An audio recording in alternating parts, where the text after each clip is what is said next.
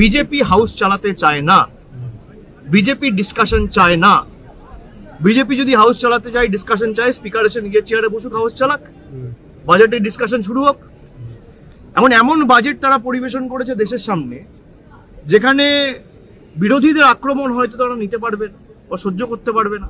তাদের দুর্বলতা জনসমক্ষে চলে আসবে, বিরোধীরা বলার সুযোগ পাবে, আক্রমণ করার সুযোগ পাবে, রাজনৈতিকভাবে আক্রমণের সুযোগ পাবে। সেটা বিজেপি চায় না, যে মানুষের কাছে তাদের প্রকৃত স্বরূপ এই বাজেটের মাধ্যমে বা প্রকৃত চেহারাটা আবার একবার উন্মোচিত হোক। অভিষেক, এরপরে দায়িত্ব বিজেপি স্পিকারের হাউস চালানোর, তৃণমূল চায় হাউস চলুক।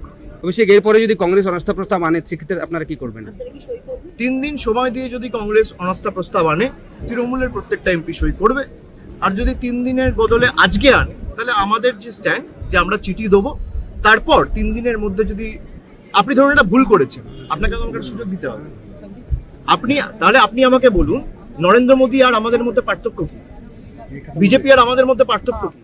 উপরাষ্ট্রপতিকে কথা শুনছে না বলে এক ঝটকায় সরিয়ে দেওয়া হচ্ছে। আমরা এদের মতো নই। এদের আর আমাদের মধ্যে পার্থক্যটা তো এখানেই। আমরা সুযোগ দিই, সুযোগের যদি আপনি উত্তর না দেন, সদুত্তর আমরা না পাই, তখন আমরা তো নিশ্চয়ই করব। আমরা চাই 3 দিন সময় দিয়ে, আজকে মঙ্গলবার, মঙ্গল বুধ বৃহস্পতি আপনি স্পিকারকে সময় দিন।